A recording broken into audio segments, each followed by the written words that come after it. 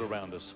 Tonight, we're not travelling very far at all. In fact, we're staying right here in Melbourne for another spectacular journey, and this one focuses on human achievement.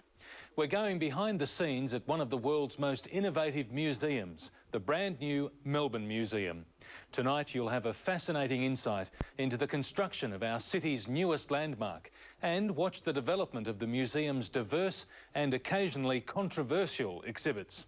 We'll hear some terrific stories of the challenges experienced by the many people who worked backstage to make it all happen. And some of those stories are worth a program on their own. As you'd appreciate, it's not always easy to find items to display in a museum, especially one on this scale. Despite all the work behind the scenes, though, it's what the visitor sees that matters. From the ever-popular Phar Lap to the graphic sewer tour to the live animal collection in the beautiful and unique Forest Gallery. You'll be surprised at what you find in Galleries of Life.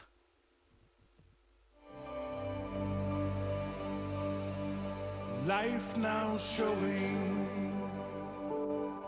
with new eyes we see from the old perspective, new creativity. Melbourne is known around the world for its fine Victorian architecture like this, part of our gracious skyline since the century before last. And over here, the skyline for the new century, the new Melbourne Museum. But unlike museums of the past, this museum is full of life and activity. It's a museum for the internet generation. So come with me now as we go behind the scenes to explore the Galleries of Life. A journey through history. Explore your mind. Explore your mind. Open your doors now. And see what's behind. So many rooms, new dimensions to see. In the galleries of life. In the galleries of life. In the galleries of life. And the best players in Australia were engaged, but Phar Lap simply... Where is Phar Lap? That's where they want to head first.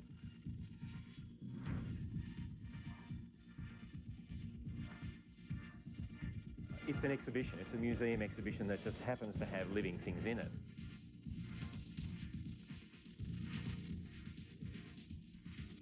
Well, these are the kinds of surfaces that are characteristic of Melbourne.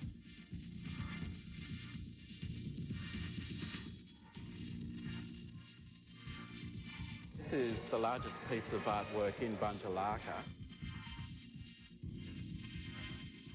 I think people will find putting the anthropologist in the glass case quite a surprising and novel idea.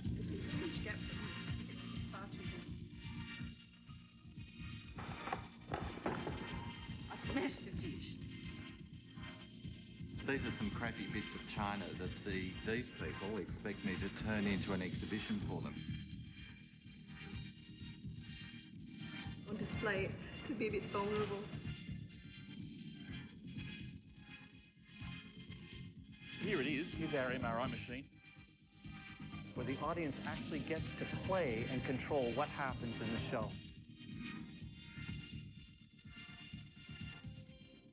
The director of the Melbourne Museum is George MacDonald. This is his office. Here he is. George, you've got a big job here. When someone says to you, build a new museum, what do you do? Where do you start? I mean, it's so obviously very different, this museum, to the old building across the way. Well, you first have to, have a program that you can give to the architect. So the staff of this museum did that before I appeared on the scene. And in fact, when I did appear, there was a great deal of controversy about the modernist look of this new museum as opposed to that wonderful old Victorian structure opposite. And I think what we've been able to do is to show that that contrast really works in our favor, because it's really the old style speaking to the new style, and that invokes the whole equation of history, and that's what museums are all about.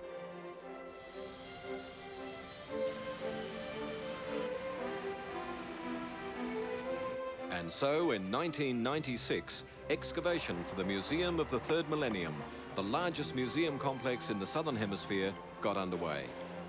It was to take 4 years, $290 million and many sleepless nights. Especially when moving Australia's best-loved museum exhibit of the 20th century, Phar Lap. It was a security nightmare. The famous horse won 32 of his last 35 races and died in dramatic circumstances in the United States. The last thing that was needed was a drama on this night. But in a military-style operation, Big Red crossed the line safely.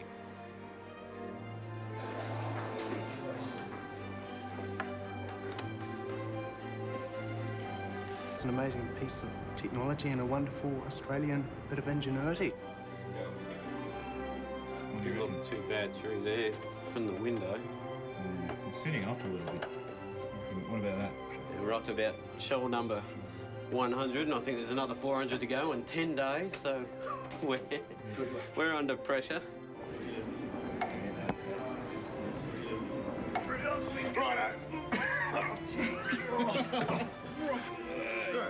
That's heavier than a real camera. These are frozen go in, and we still need to prepare. The prestigious contract to design the museum was won after a torrid international competition by Melbourne-based architects DCM. John Denton explains how he tackled the huge job. The brief was really in two parts. One was a sort of an overall city brief, which was that the building had to fit into the city. It had to be part of the character of the city. It had to fit in with the Royal Exhibition buildings and be a sort of contemporary twin to the Royal Exhibition building. And then the other part of the brief was the brief for the building itself. The idea was to break it up so that down this long galleria you actually had a whole set of choices, and you actually went in and sampled. You sampled the bits rather than being sort of confronted with the lot. So it was an idea that when you came here, you didn't necessarily come to see everything. You came to see one bit, you'd come back another time to see something else, or you'd sample this or sample that. And I think that's you know, a very contemporary idea about the way we live. Stage 1 was due to open on October 21st last year. But long before the doors opened, it was the proverbial duck pond, calm on top, paddling like mad underneath. Our department does a whole broad range of tasks, ranging from taxidermy work, model making, moulding and casting, habitat set construction. This old specimen here was an old mount from over 100 years ago, which is done with sawdust. These days we generally use fiberglass, casting out of plaster waste moulds. Oh, it's happening. I smashed the fish. The opening of Stage 1 of the project was carried by the news media all over Australia. Melbourne Museum was an instant success.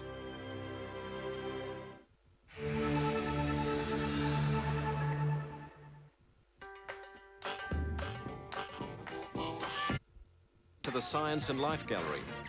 As opening day, January 14, approached, last-minute problems had to be overcome. All those annoying little things that go wrong under pressure, that prove the old adage, more haste, less speed.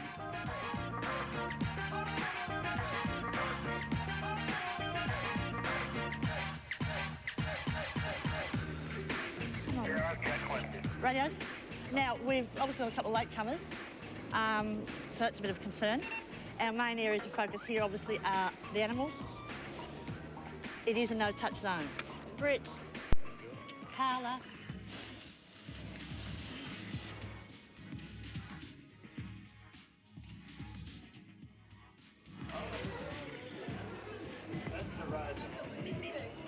The Science and Life Gallery deals with many of the key aspects of science. We touch upon issues through those key sciences of geology, physics, chemistry, and biology. One of the key things that we would like people to go away with is possibly some more questions.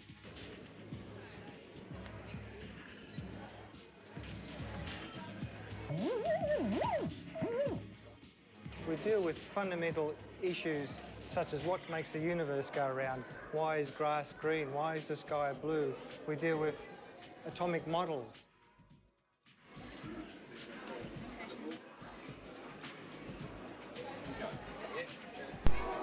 We've set up the Science Arcade like a shopping mall with a number of specialty shops. This one deals with what do we know about life.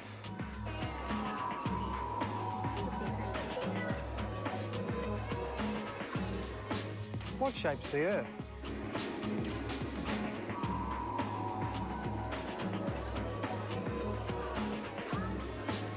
Is the universe predictable?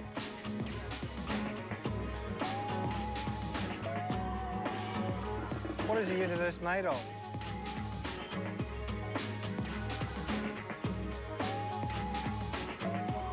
This is called @digital.au, and it's an exhibition that tries to answer the questions: what is digital technology, how does it work, and why has it become so widespread? But we haven't tried to do it in a sort of didactic way or try to, you know, like a university course. What we've tried to do is to produce exhibits that will stimulate people to maybe learn, to find out about it more after they've left the museum.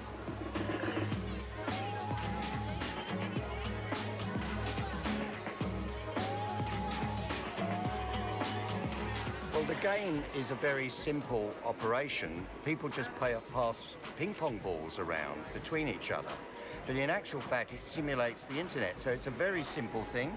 Sometimes I feel a bit embarrassed about the fact that, you know, it's just ping pong balls being passed around. But in actual fact, because it goes to the essence of the thing, and because it's simple, it's really great and people enjoy it.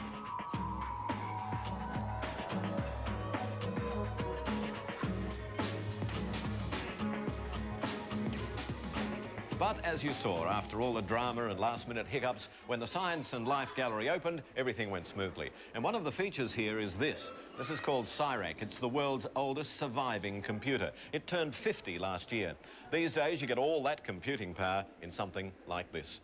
And your home computer can do in 30 seconds what this 2,000-kilogram monster did in 15 years. And if you like playing with computers, then the museum is the place to be.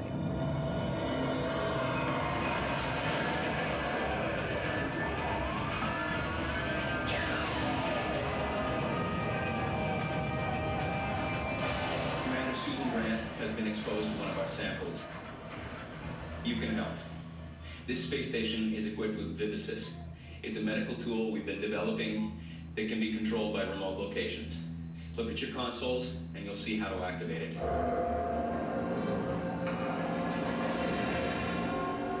Ice Cinema is an immersion interactive experience where the audience actually gets to play and control what happens in the show. You're going to feel something against your neck.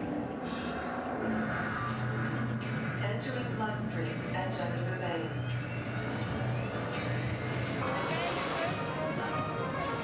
There's hundreds of them. We're going to get them all, hang on. We'll get the green ones as well.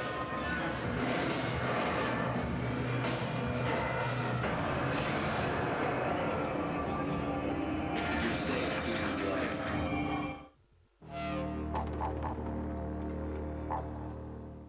The holidays are over.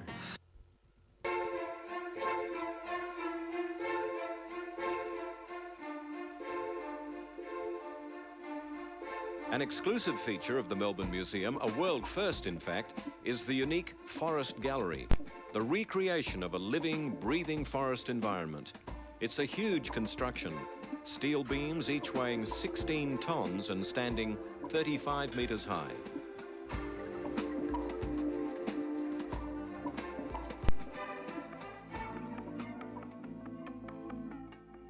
The thing about the Forest Gallery is that it isn't a piece of bush that's been transplanted from the hills and brought to Melbourne.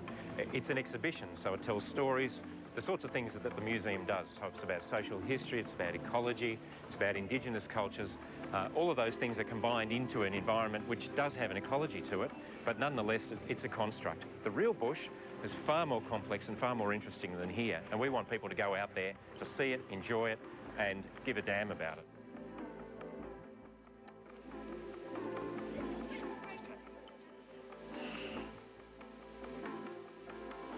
Well, this one's the Garnia sebriana, the red-fruited sauce edge, and the leaves of this plant support a number of native brown butterflies. So many of the plants in the gallery have been selected specifically for their ability to support the fauna, whether it's the birds or, in this case, the butterflies that might live in here. So there will be butterflies flying in here, and we haven't necessarily introduced them all, but in fact this is its home. I guess that's part of the ecology of the gallery that we're trying to set up.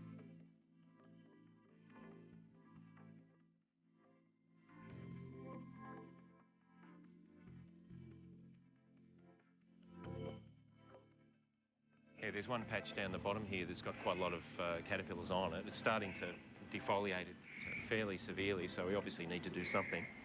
But the first thing about doing anything, of course, is understanding what they are. Oh, that's a big one. There's a biggie.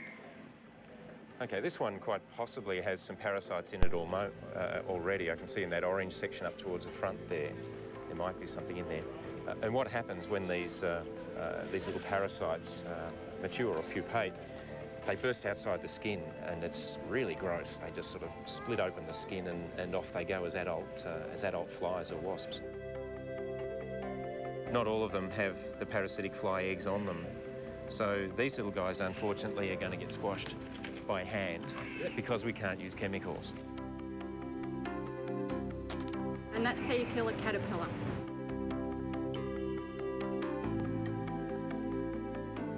And if you are walking through here and happen to be carrying a blue pen or anything this colour, be careful. It could be stolen. The satin bowerbird male builds the bower. It's not a nest. A lot of people think it is because it looks a bit like a nest made with twigs and so on. But in fact, it's a bit more like the lyrebird's bound. It's a display area for the male bowerbird so that he can sort of dance and sing and decorate it with blue objects to attract the females. The females will then come and visit and they'll mate, and, you know, nature takes its course. But we've got a few problems here. Of course, normally they collect things like maybe the tail feathers of crimson rosellas, which are a nice blue colour, but we don't have any of those in here yet. We might put some in. So he's collected a bit of cable here, a blue drinking straw, a pencil, and you see he's quite attracted to just about anything with a particular blue colour.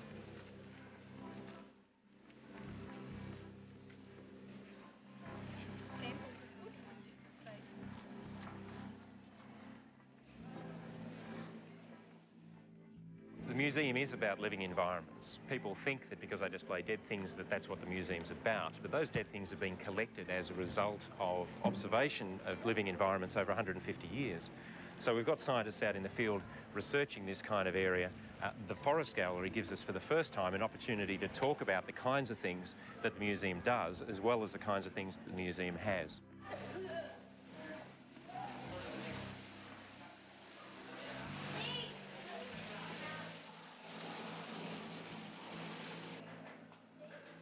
This forest gallery is a world first for museums, and establishing it has created a few problems of its own, because trying to build a naturally functioning ecosystem in an unnatural environment is a very difficult and delicate process. In fact, one of the female bowerbirds here was killed by an over-amorous male, so the care and maintenance of the animals is a top priority.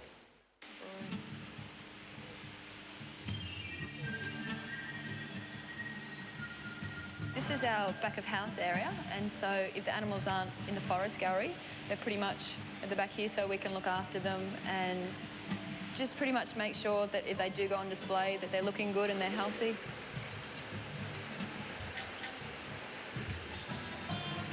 We've got lots of main groups of animals. We've got the reptiles, and we have the frogs, the fish, invertebrates as well. This one's a carpet python named Russell. Russell's not actually going to be in the forest gallery just because he's not indigenous to the area that the forest gallery is set up to look like. He'll be used in public programs just because he's such a gentle snake. He's really good for school programs and just for education.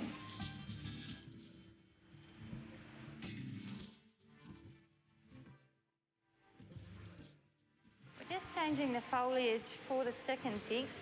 They need this changed a couple of times a week. Oh.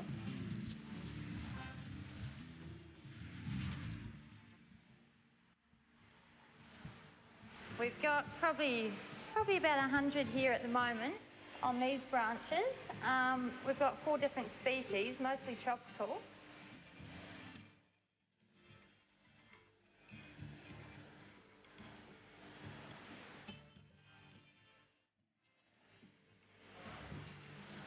I've got some dead mice here. I'm going to go and feed them to the tarantulas in the quarantine area, and you don't want to see it.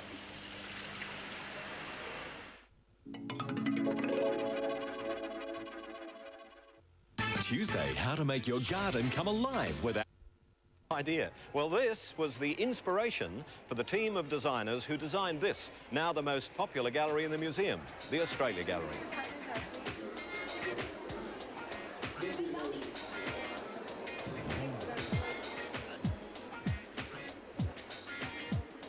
I think working on the space initially, really it was generated by the story that you brought to us about the notion of an onion and peeling back layers of Melbourne. And I thought that the first way that we started to think about it was that let's put a big onion right in the centre and have all of the layers around the outside. And in lots of ways, I think we managed to kind of achieve that quite well. I'd like to spend more time actually sort of quizzing people almost, although people sometimes are a little upset when you start quizzing them seriously when they're just in there to look at an exhibition after all. I think it's a bit quirky about the fact that they find something that was in their childhood that they took for granted, and then all of a sudden it becomes very precious.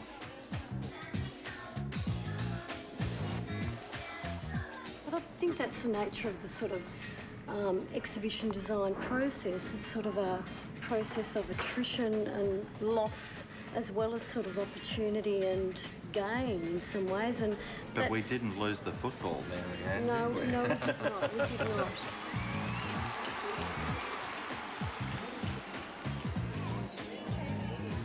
And your deliverette, Brian,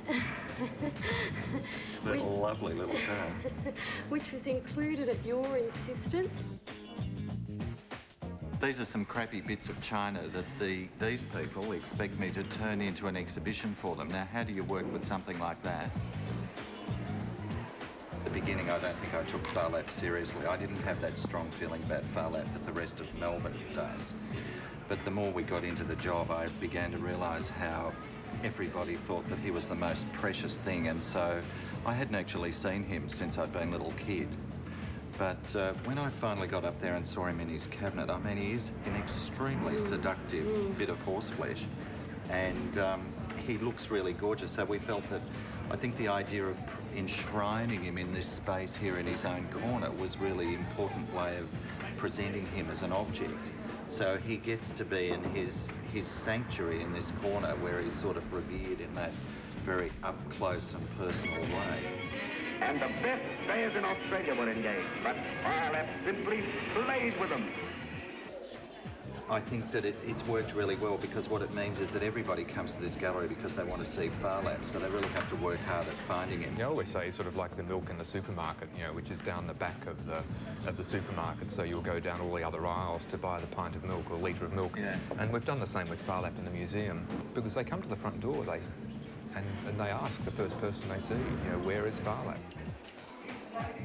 When we first started, you know, with John Keane as the producer, you know, working with the curators and me, I mean, even before Brian, you and the other designers came on board, we had all our meetings and we sat round in our meeting room. But John immediately said, no, look, we can't just sit in the yellow room and have our discussions. Let's go out and walk the city street. You think, is this a credible person who's going to be the producer of this area? And he has very strong views. Well, these are the kinds of surfaces that are characteristic of Melbourne and that have led us to think about Melbourne in terms of the way that people experience it on a daily basis. And they're the kind of environments that we wanted to create in the exhibition so that people get a sense of being in the city by materials and by surfaces, by noise, all those kinds of things that they're not big stories, but they're part of our daily life.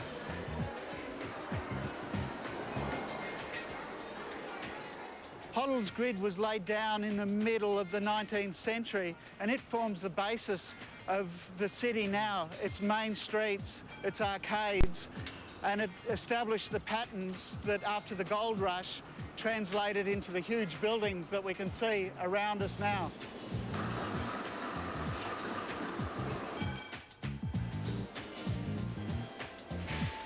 It was arcades like this that gave us a sense of the space within the gallery and how to use the display cases in reference to the windows as you come into the gallery on the side.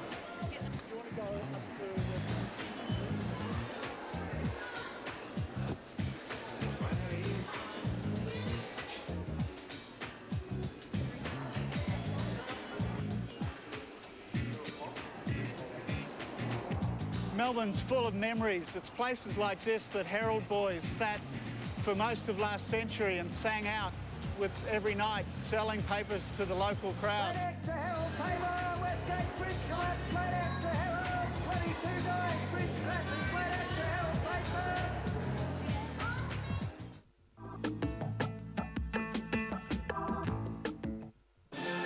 Bother Boy Botham. I love this man. He stole this Aussie mum's heart. Restaurants, wine and Learjets. And left her broke.